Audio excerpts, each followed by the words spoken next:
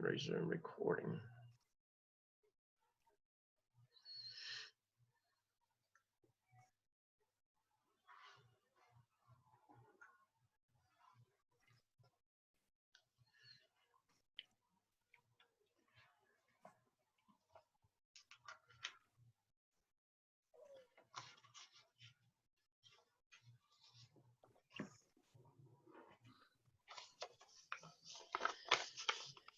Is that a new lid you got on there today? New hat? Well, I'm pulling out some that's my straw ones. I'm putting them, most of them aside. So I'm putting out some lightweight fedoras. But I'm like a woman with shoes and hats. I've got a more than I can probably wear, but I don't know. I can't pass one up if I see one and I like it. They call me the hat man. They call me the hat man at church. So yeah, I won't comment on that. That might be a little too misogynistic for me to comment on. But I am by myself, so I can talk out loud since my wife's not here. I could say what I want to. Just don't tell him about your trip to China last night. I have thought about that all day long. I told somebody else the same thing. I dreamed all night long, and I was on the trip to China. I can't go into the details of it, but I mean, it was authentic. Wow. What'd you have for dinner? I don't know. Well, no, it was not that, I can tell you, but it was authentic. I traveled all night long in China. I was so tired today. But I traveled. Every time I would wake up and go back to sleep, I would go back to China. Oh, wow. And there was a little Chinese man that looked after me. That's the thing. Everywhere I went, that little Chinese man was there. Oh, my. Oh, man. Dr. Lamb, you'll laugh at this. You remember our story about the first computer that you saw with no camera? Yeah. Well, yeah. I got me one after that. And I've had several, but you know how you get used to something. That one finally died on me yesterday. Oh. So that's been quite a while. After all this time. After all this time, the first one I got with the camera finally died on me yesterday. I think I had one to die yesterday. I'd already bought its replacement. I've got a Lenovo behind me here, a backup, but my backup Dell computer that I bought when I moved to the main campus from Charlotte and Statesville in 2015, it finally died last night. I had it. I'm gonna try to revive it, but well, they certainly don't last like they used to. That one's not but 6 years old. Oh, and it's just a backup. I've got better and newer ones. Like I say, I've got a couple, but I don't know. Well, I've got someone trying to pull all my files off of the one I've got. I've got a tech guy doing that. And he told me that I've got so much on there. He said the flash drive I gave him, he said that won't even start. So I've got to go buy a big flash drive in the morning and get it to him. So what I do is I buy the 16 meg and then copy them and put them up. Wow. But I've got a terabyte hard drive in this one. I rarely put much on the hard drive. I put them on storage drives. I learned my lesson yesterday. After that, I'll back up from this point on. Yeah, anyway. Yesterday. Well, it's time to get started. Looks like we've got a pretty good group starting out with tonight.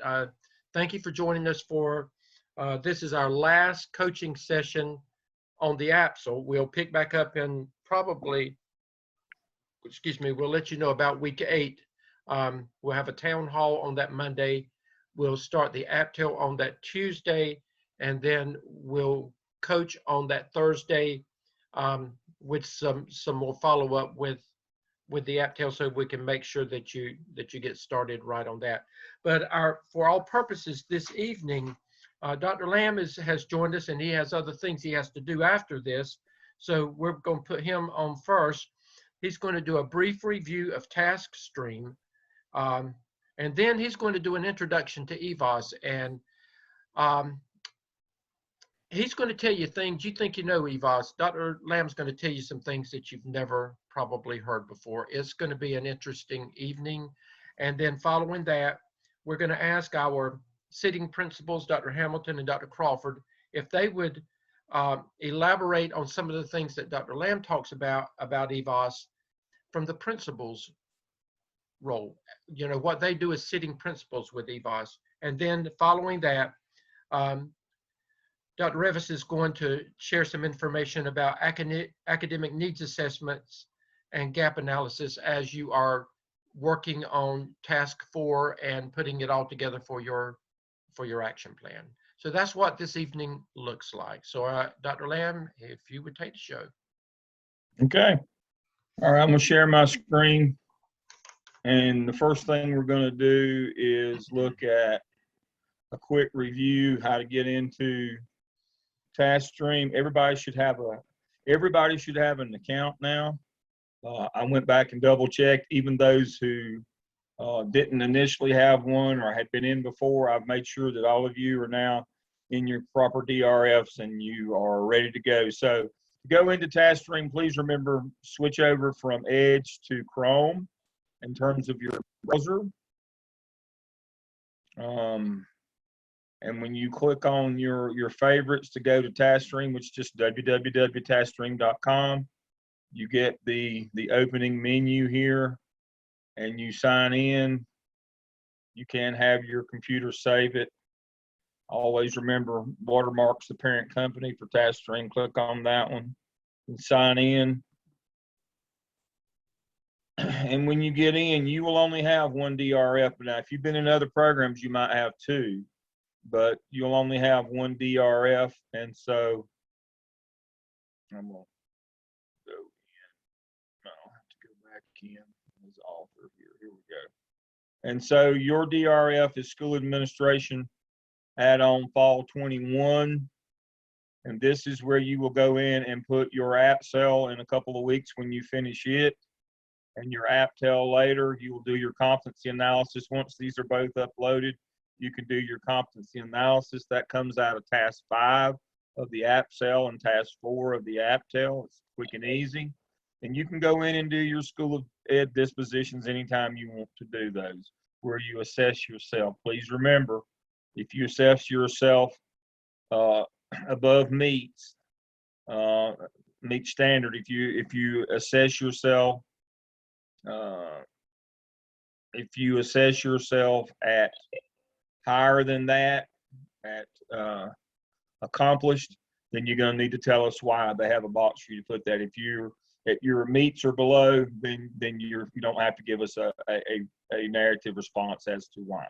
So these are the 4 things that are due us this semester in your DRF portfolio: AAPSL, APTEL, competency analysis, disposition. Please remember that you have to be on the work page to add these things in, and then once you submit them, you will go back to your scores results page to see the score, and that page is here, and it tells you what you submitted and what your results are. Your score will be in this category. So please remember, you can only upload from the work page. We do not do comments, so forget that comments are there. I can't take that out, as I told you before, because it takes it out of everything. And we have to have that in your DRF, in your competency folio. So please remember, no comments in the DRF portfolio. All right, so that's just a quick reminder of what goes in there.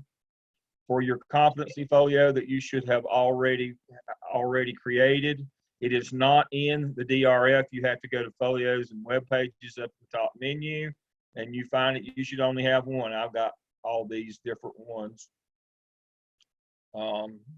And this is where you will put your artifacts as you generate those. There's 2 documents in your class shell about competency folio that tells you what your artifacts are and where you'll find them. And you will create those as you go through and do your open-ended or from the activities you do at your school site, and then you will have artifacts that are generated by both the AAPSL and AAPTEL. But again, those are in your class shell. If you have not created your competency folio, going back to your class shell, and move this out of the way, there is a video in here on how to create your competency folio. Right here under Mel's Handbook and Competency Folio Resources, how to set up your competency folios, just 2.5 minutes, and it will tell you how to do that. Now, it's not there. I have set up your DRF portfolio. You set up your competency folio so you become the owner and you can share it with other people once it's completed. But please remember, you have to set up your competency folio if you have not done so. But these two documents right here will tell you where you will find your artifacts. That's where you'll find your open-ended artifacts and where you will find your artifacts from the 6 evidences. These two documents are right here in your shell. So it's plug and play. It's fairly easy, folks. It's easy to go. All right. So that's a quick review of TaskStream. I'll move on quickly to my presentation tonight on EVAAS. You will find this presentation under week 5 in your class shell. I put it there earlier today in all of them. There's a reason why I don't put it in until the day that we do it, because people misinterpret it. And there it is. It says EVAAS lesson plan. And when you click on that, this is the document that you will see. So here's my part on EVAAS. The principals are going to tell you how they use it. But the biggest problem that principals have with EVAAS is teachers want to argue and get into a debate about that projected growth score that every student has. We understand that when we look at a child's growth, we don't do comparative, we do growth. We look at that child as an individual. Did we grow that child 1 year, 1 academic year? Did we make 1 academic year's growth with that child?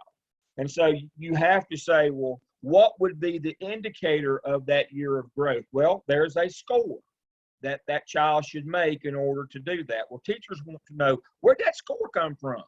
I think that score's too high. I don't agree with that score. Did somebody just pull that score out of the air or some other part of their body? I mean, where did that score come from? Well, I'll tell you where it came. This is how it works. EVAAS and the other value-added growth models, they work on the basis of a teacher meets growth if 85% of her students meet growth, and a school meets growth if 85% of the teachers in the school make growth. But what is that growth? How do we determine that score? So what happens is after 20 years of collecting standardized test score data, we started putting it into a large database. Now we've got over 30 years, I think it's 31 years this year, of data that we add into this huge database. We run an analysis of variance. And what we're trying to determine is, what are the independent variables that a child brings in, the input variables, that determine or have an impact on their dependent variable, which is their test score.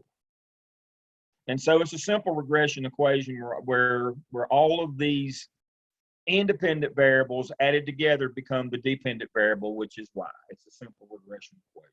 You would have an algebra. And so understanding that EVAAS is proprietary, it's owned by a private company, but I can tell you with very, very close, with very much certainty, these are the 10 variables.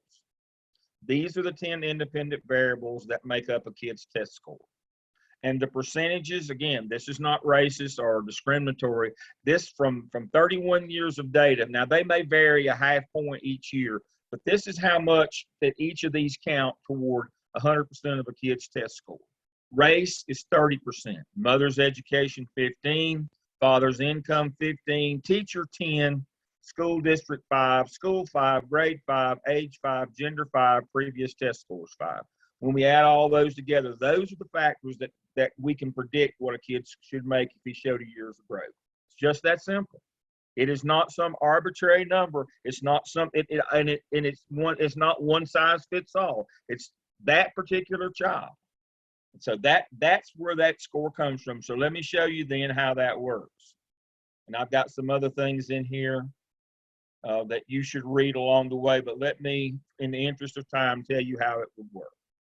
So this is a real life situation. Third grade math EOG has 180 questions. End of grade test and third grade math. So remember, it's math, it's important.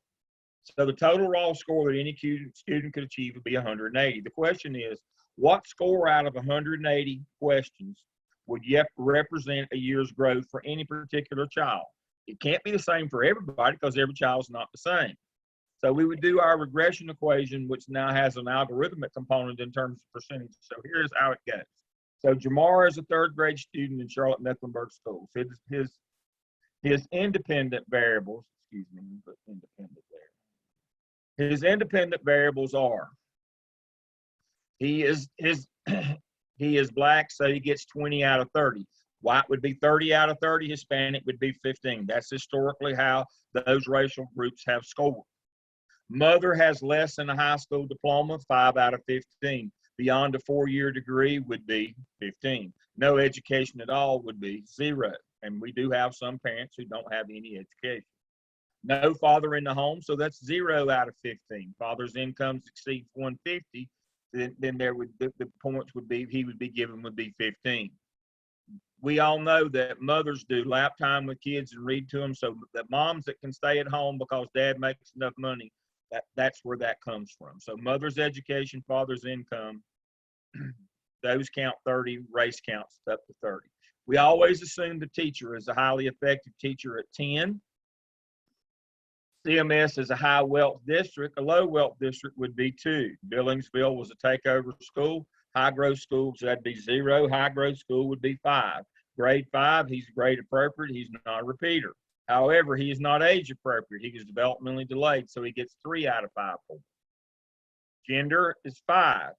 Female would be 4 due to the differential that females and males score on math tests. Would be the opposite if it were reading tests. The male would get 4, the female would get 5. Previous scores 2, he was not on grade level according to M-class data coming out of 2nd grade.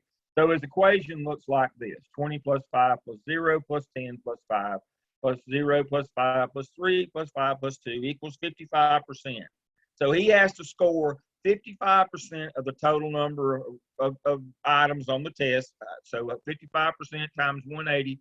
Jamar's got to score 99. If he scores 99, gets 99 right out of 180, then he's met a year's growth. That's the way that works. Just that simple. And so, as you can see, there's no benefit for teachers. All these urban legends about this group of kids easier to meet growth with, or that group. That's based on the teacher and their particular strengths and weaknesses. And that's what our principals are going to talk about. Certain teachers are better with certain groups, but it's not. But the notion that certain groups just automatically, because of the calculations, are easier to get growth and harder, and that is not true. We assume 10. Now, if the teacher doesn't add 10 points of value, you're not going to make it. I'll just tell you right now. Everything else is controlled for.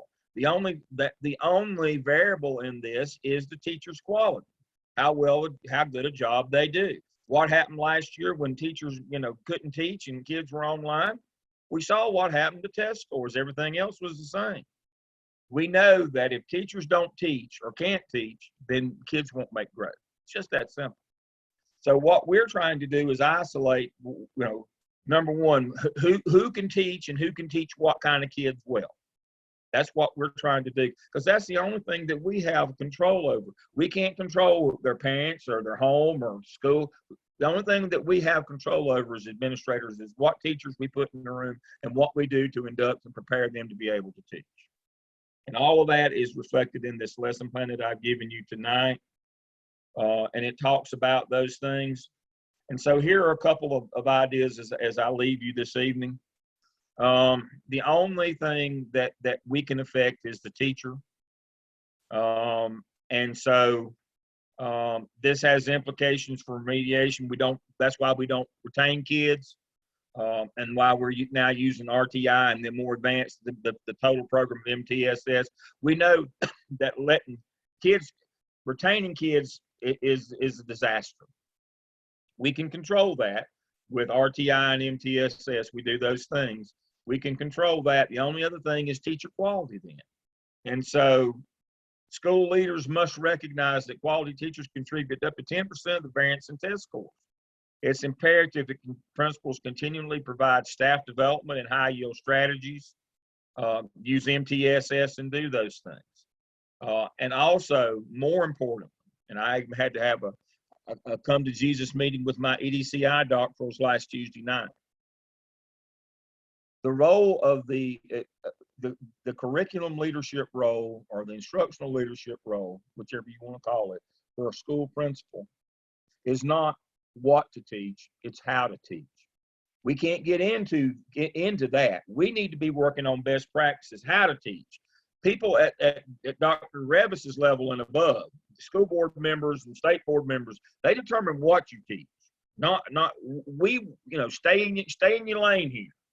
We got to work on how to teach. That's our goal. I can't get in debate on Common Core or this curriculum or that book or any. No, that's above our pay grade. We got to work every day on teachers being able to teach, not what to teach. And we got to focus on that. And so here is my MTSS for teachers. I call it that because we do MTSS for students. We got to do the same thing for teachers. And it's all centered around whole group, small group, PLC, and one-on-one coaching in best teaching strategies. That's the heart of what we do, is best teaching strategies. How do we get results out of kids? We use those Marzano's 9 high yield strategies that you're going to use in your AAPSL later on this semester. That's what we have to do. So the notion here tonight is with EVAAS. You've got to be able to say to teachers, don't worry about what the kid's projected growth score is. There is a formula. It is legitimate. There is no truth in one particular group's better or easier. It's about you and who you match up well with. And it's about you developing your teaching ability in those 9 high yield strategies. Let's focus on you. That you can control you. You can't control where the kid comes from or his parents. We can control you. You have destiny. You have control over yourself. So let's get after improving ourselves. And if you do that, you could make a difference in your school, in the lives of teachers and students, if you focus on the how instead of the what. All right, my 20 minutes are up. I'll cede my time to the rest of you. It's good to see you all again tonight. I've got another group I've got to be online with in 10 minutes. So I will take my leave now. Stay at it. Work hard. Keep going. Thank you, Dr. Lamb. Mark, I agree with you. I told you that you were in for a treat. The information that Dr. Lamb has just shared with you, you take it seriously. This empowers you as you're moving into administration. A lot of what he has shared are things that you would never have been told. He has shared some secrets that many administrators would never share all of that with you. So you have been empowered. The MTSS document that he shared, you will find that. You'll use it with the next evidence, but is under the AAPSL template and materials, along with several other documents that Dr. Lamb has shared that will be valuable when you are completing your next evidence of work. But what he has shared with you, it was an eye-opener for me. He taught me so much about EVAAS that I didn't know, because EVAAS was not around when I was a principal. It came afterwards, and I knew the term, I knew some things about it, but by not working directly with it, I just didn't know a lot. He has taught me so much, and what I know about EVAAS really has come from Dr. Lamb's leadership with that. But we thank him so much. Now we're going to ask 2 of the experts to speak up. And Dr. Hamilton, if you would you continue where Dr. Lamb left off, please? I will. Good evening, and I hate to follow Dr. Lamb. I just have to say that. But, it is what it is. And I agree with you, Dr. Stedman. The things that Dr. Lamb explains is something that even as a sitting principal, I don't ever get that explanation, even when I go to every EVAAS session from the state that I get the opportunity to go to. But I would qualify this, what I said, Dr. Hamilton. Dr. Hamilton and Dr. Crawford would be an exception to the rule. They would actually take this information and they would want their teachers to know about it. So because yeah. it only empowers them to do a better job in that classroom as they're working with those students. So there are Right, principles that are exceptions to the rule. but the one thing that I have always heard is that the only variable is the effectiveness of the adults in the environment or the teacher in the environment. And Dr. Lamb does such a good job of explaining about the effectiveness of the teacher, and everything else is an even playing field. And I will say to you that I'm in a school that is relatively, what is affluent. And people will say, well, you can't, it's harder to grow smart kids. Well, no, it's not. It's a level playing field. And we have been successful with that growth of our high students, knock on wood, for many years. But again, knock on wood, I mean, it's, as I'm praying every morning during the moment of silence, but it's just, it just takes a lot, and you just have to sort of start recognizing what you think gets you there and making sure that you're implementing those strategies every day. But back to EVAAS. EVAAS is about growth. It is not about proficiency, and getting your mind to make that paradigm shift, to understand that a child that is not proficient could have well beyond exceeded growth, and that a child that is proficient, maybe with a level 5, maybe did not make growth. That's sort of a hard paradigm shift. So it has nothing to do with proficiency. It has everything to do with expected growth. And so there are 3 basic colors: blue, green, and red. Blue means that your school, or because you get a school grade and then teachers get grades or growth indexes, that your school is, blue means that there's significant statistical evidence that the students made more progress than the state growth standard or the state average. The school's index is 2 or greater, or the teacher's index is 2 or greater. Green means that you met that expected growth, that for all intents and purposes, that the schools, the evidence suggests that your teachers had, or your teacher, your school, whatever, had an influence on the students that helped them make that 1 year's worth of growth. And then the red would be that there was significant evidence that the students made less progress, so less than a year's worth of growth. So I can go in as a level 5 student with a 99th percentile and still be red because I didn't grow. And there are a lot of reasons why that can happen. So just think about like a ruler, and just, it's the 2 standard deviations. And so, so the green in the middle from 0 to +2 to 0 to -2 would be met growth. Anything at plus 2.01 greater is exceeds, and minus 2.01 or less did not meet growth expectations. So this is just from EVAAS. The standard error is used in conjunction with the growth measure to calculate a growth index. The growth index is the growth measure divided by the standard error. This is all like complicated statistics.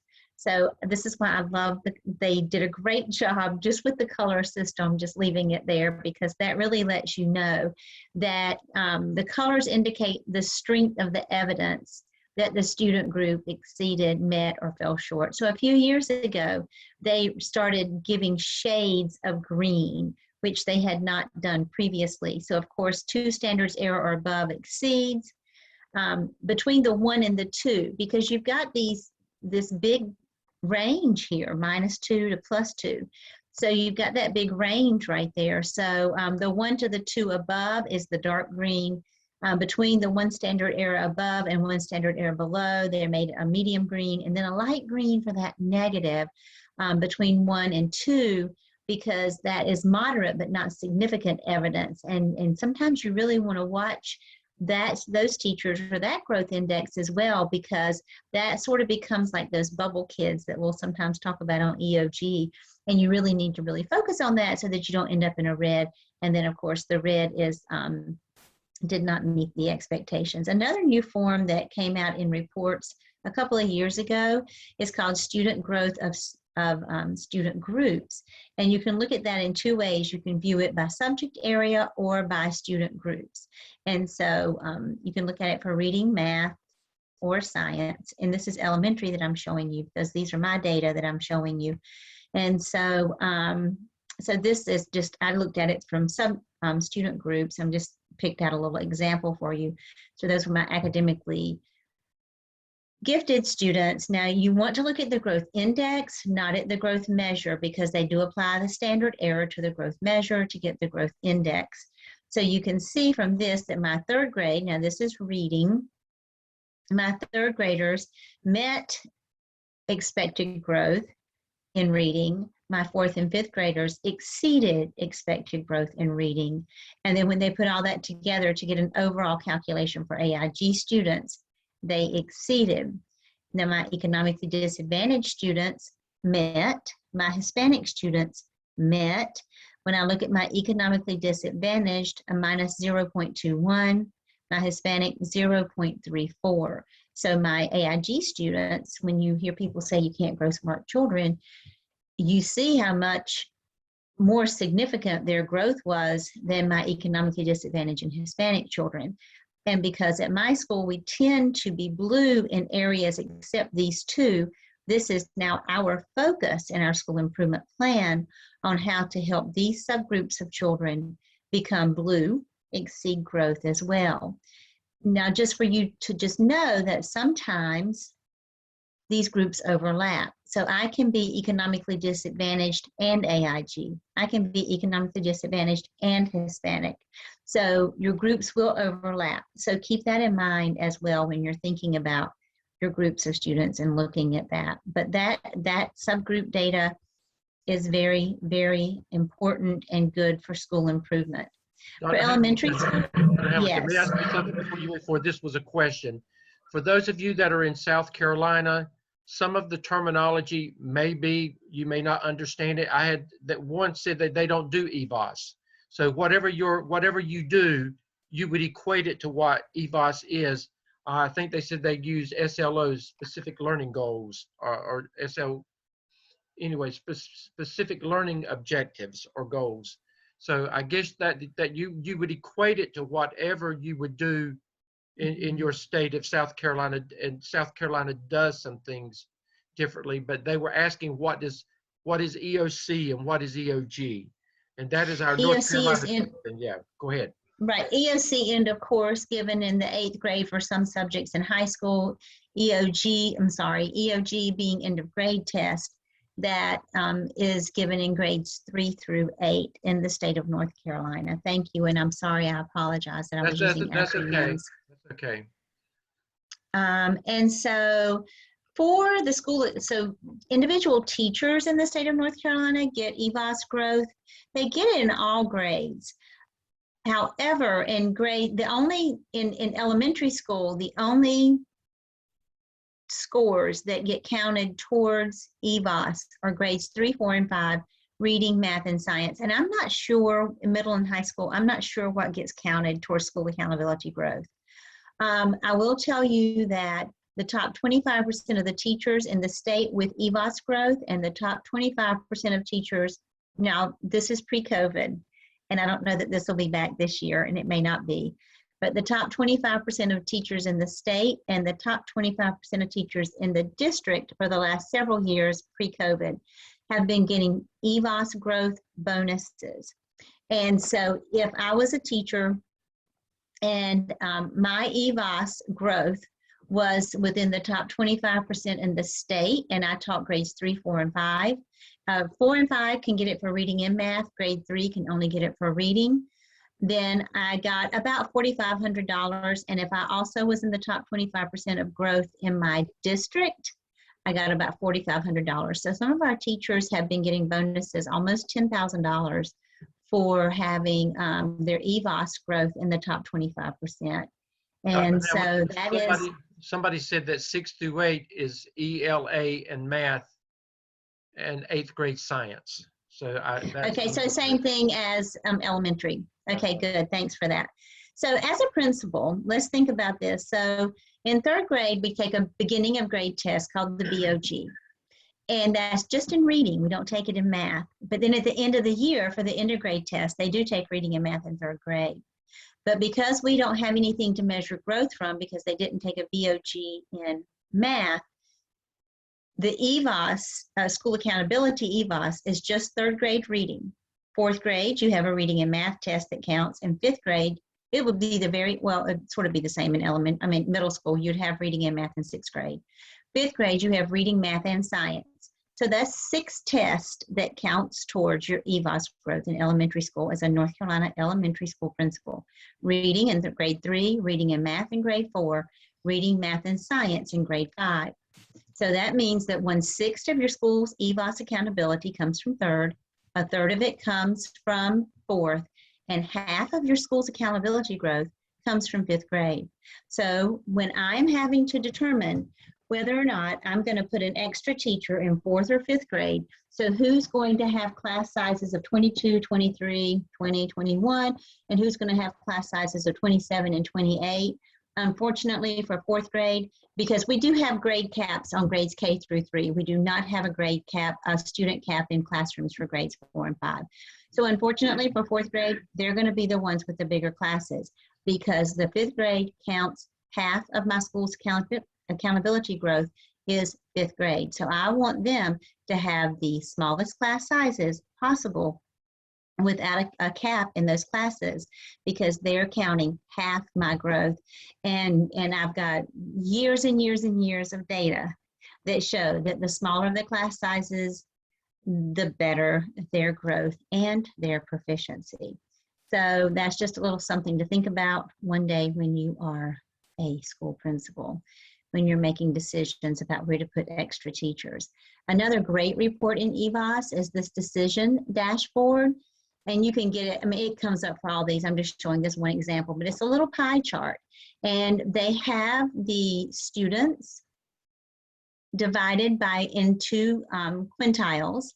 And so 1 being the lowest, 5 being the highest. And this stays with the same color scheme as the other EVAAS. So in this instance, I did not have in 4th grade math, I did not have enough in the level 1 and 2, enough students there for it to be a statistically significant report. So it's just whited out and it's not reported. But we can see that my level 3s, my middle of the road children met, my highest children met, but my next to highest group exceeded. So that becomes a great conversation in a PLC to look at those students and look at maybe what happened to those students. Were they pulled out for AIG? Were they not pulled out for AIG? What did we do for them? What helped us exceed growth with those children? And that really helps with decision making or instructional implementation for the following years. And then this is one of my favorite things that I learned at the last EVAAS training that I went to with the state. And that was looking at your quintiles. I already told you that they divide that. And they will also tell you the teachers. They'll tell you the teachers, like for instance, this is teacher A from 2017, 18, and 19. Her lowest children met growth. Her next to lowest children met growth. Her middle children didn't meet. And her Q4s and 5s met. And oftentimes, watch this, oftentimes it's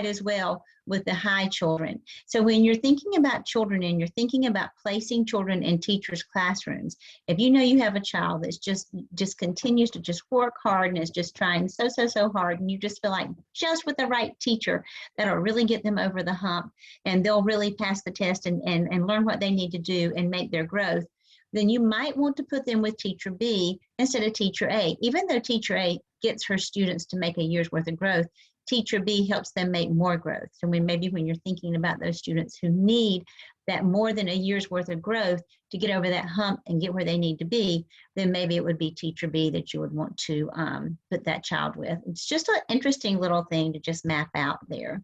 And then one other interesting thing, and your principal can pull up all this for you. This is a teacher's report.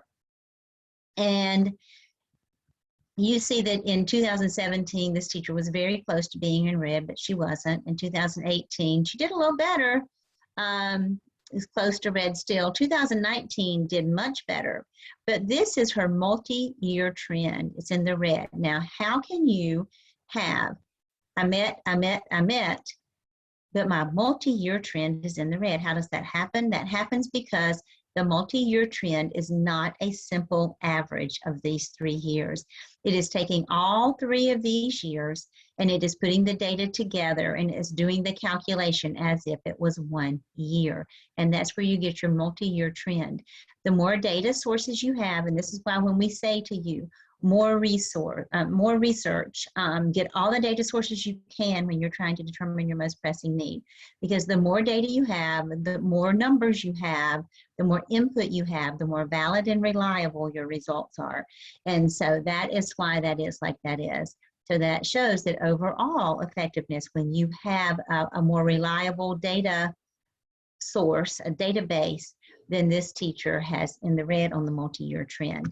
And so that's when you really also that information is good to know. You think about this when we get to the AAPSL, because when you begin looking at particular teachers, this is information to know as you are, as the leader of the school, working to improve teacher quality teaching in your schools.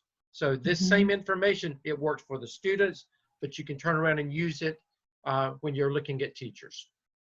That's right. And so then, for instance, in this situation, I mean, when you have this, it's sort of hard for them to argue. I mean, it's, you know, it is what it is. It's there. And they don't want to be like this. They want to be in the blue. And so that opens up that avenue and that door for you to be able to say, this is what I notice. And let's work on this. And let's see if this helps us move your arrow even higher. This is what I noticed that was different in 2019 than in 2017 and 18, and you did so much better in 2019. I noticed that you did a better job in 2019 of making sure that the students knew what the learning goal was. So let's focus on that even more and make sure that the students know in every single lesson what that learning goal is. Let's make sure that at the end of the lesson that you're repeating that learning goal with them, that they're verbalizing it, and that they really know what it is that they were supposed to be learning and doing.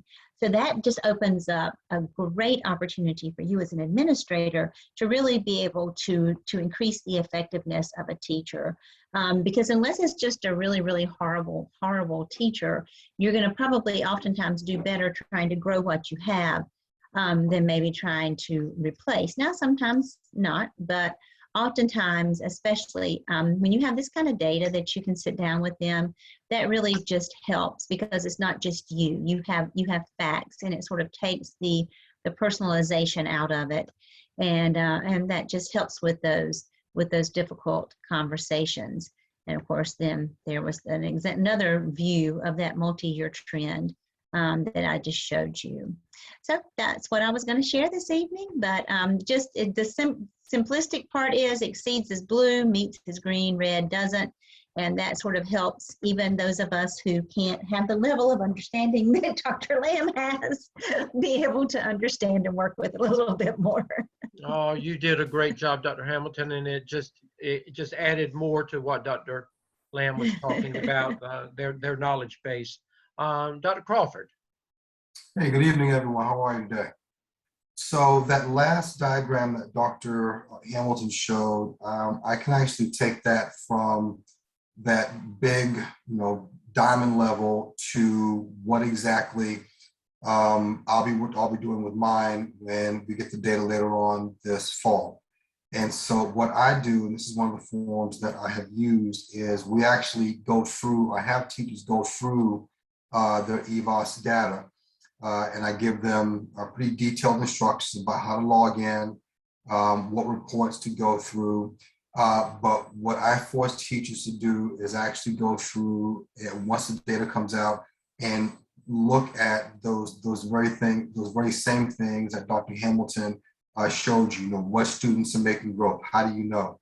What are the achievement levels? So we also look at EOG, previous EOG data in addition to the EVAAS score. And, you know, we talk through why we think that it is.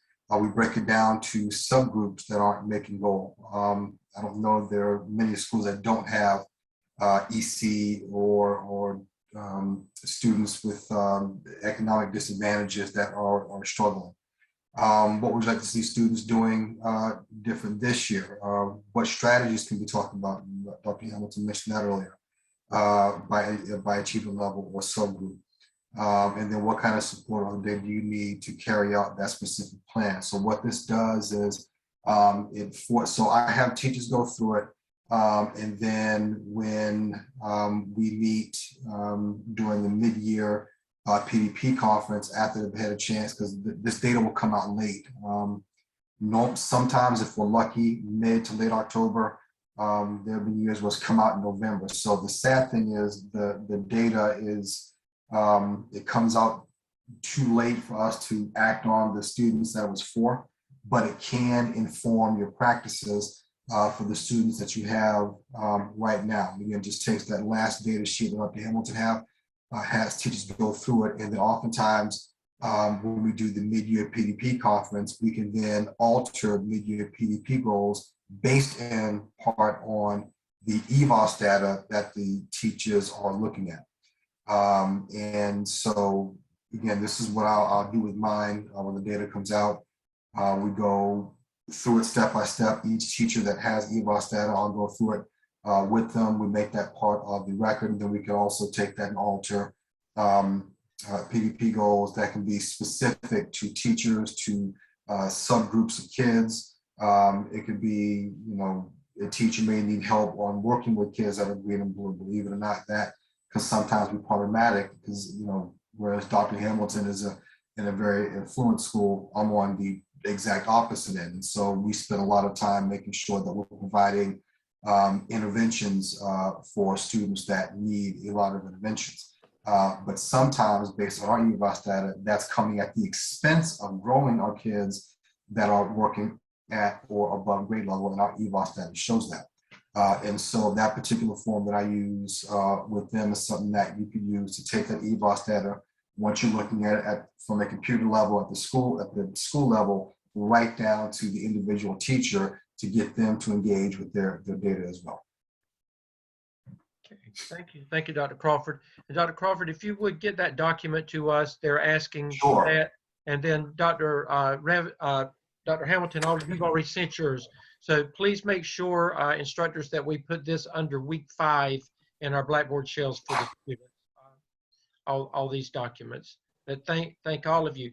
Again, this empowers you as you're growing into administration.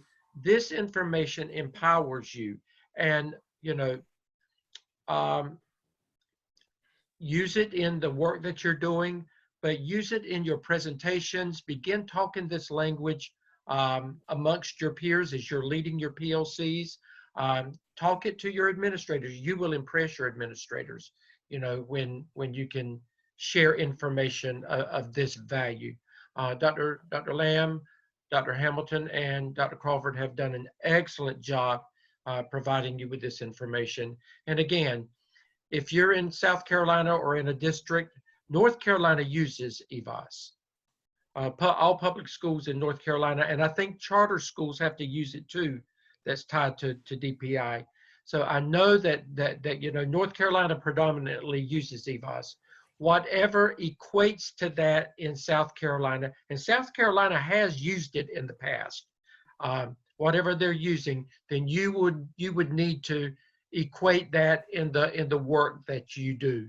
There's something that measures student growth. They're saying that they should get a year's worth of growth in a year's time. So what is it? You know, so you find that. Thank all of you. And last but not least, I'm going to ask Dr. Revis if she would speak to you for just a few minutes about academic needs assessments, and gap analysis. And as she's talking, think about this in terms of the work that you're doing and with that identified, most pressing need that you've identified in your work with the AAPSL, Dr. Revis.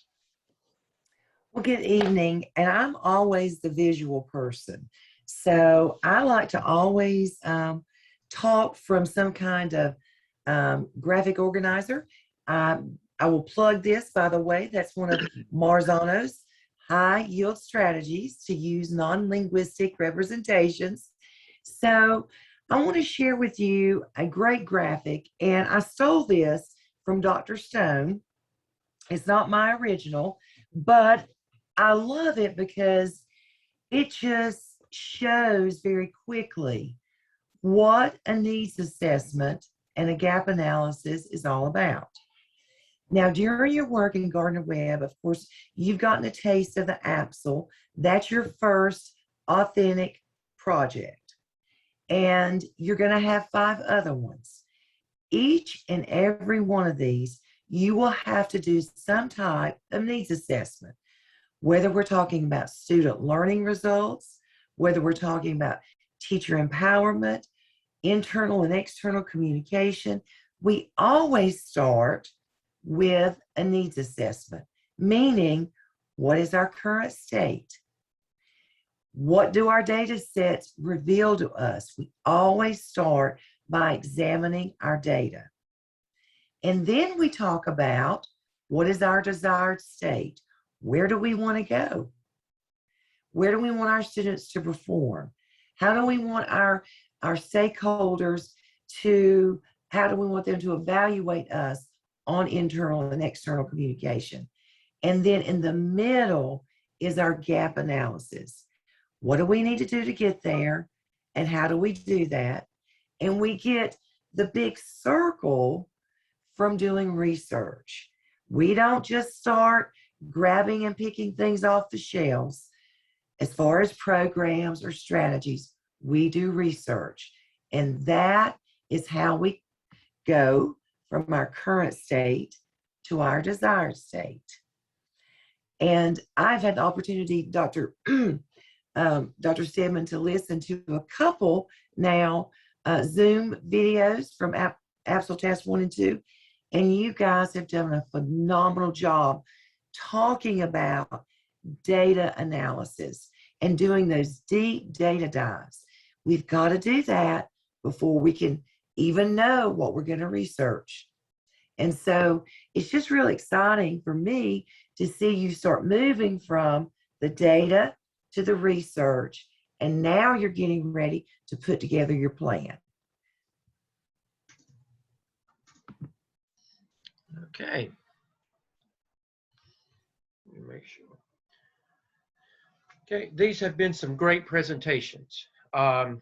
Before we close out, there's really not anything else. Just, continue working hard on the, closing out with task 3, developing that action plan or plan of action for task 4 overall. And Dr. Hamilton, Dr. Crawford, Dr. Revis, and I have talked. We saw a major turnaround in many of the students this past week as we were looking at task 3. We saw the light came on. They began to make the connections, that they needed to make. So we just would ask you to work hard. Do you have any questions of any of the instructors at this time before we close out? Any questions? Latasha? Yes, sir. When you were talking, are we going to have a break? When you said we'll come back on next Thursday or something like that, you were saying, are we having a break in between or something? Yeah, we won't be coming back on Thursdays until I think it's week 8. We're through with our Thursday night sessions right now. You can use these as opportunities to work, and I would continue to think of Thursday night as a time that I could get together with my Zoom teams if I needed to get together with them, because you're used to, to setting this side of time aside anyway. So I would make sure Mhm. that I just didn't say it was a free night. I would say it's an opportunity to work smart and to get some things done. Okay. Thank you. We'll let you know when. However, if there is a need, reach out to your instructors and let us know if there's a need, even though we're not coming online on Thursday nights for a while. Okay. Okay. Okay. Thank you, Ursula. Ursula said this was good information, so enlightening. I think, Dr. Stedman, I think the next time we have, you're right, it is week 8. We have a town hall on Monday night, October 11th at 7 o'clock for Dr. Lamb to introduce the AAPSL. Then, we, of course, we have class on Tuesday the 12th, and then we have a coaching session on Thursday the 14th of October. And that is week 8. Mm-hmm.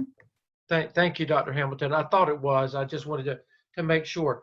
And again, if you need us, we're still available. We'll work with you as we need to work with you, for you to find success and to have success. But if any of you— And Dr. Stedman, yes. Dr. Stedman, and this is just from Googling, so this could be wrong, but it looks like in South Carolina, their growth measure is that SLO you were talking about, that student learning objectives. Mhm. It looks like that is their growth measure. I thought so. I did. I was Googling while you were talking, and that's what I found as well. So This is what I think. yeah, good. Mhm. Good. I think so too. Okay, guys, you've got a lot to do, but you've done a lot. You've come a long ways in 5 weeks. I'm so proud of you. So proud of you. We're so proud of you. All of us are. But keep up the good work. And as my granddaddy, who was a farmer, used to say, he said, "Plow to the end of the road." Plow.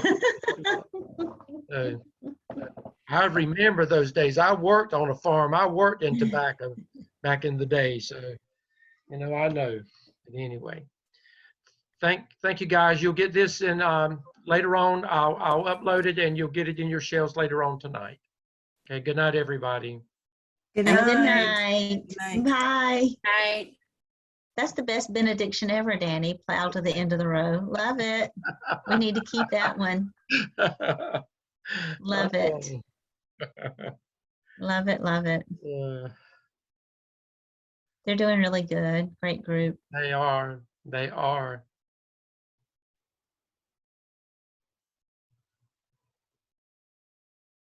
Let me see. Okay. Is Erin Eric's wife? Erin Figuereras? Is that Eric's wife? Just an unusual last name. I don't know. Erin, are you still there? I had Eric a few semesters ago. And I felt like his wife might have been in education. I just wonder if that's his wife.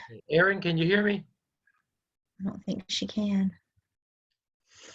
It's an unusual last name.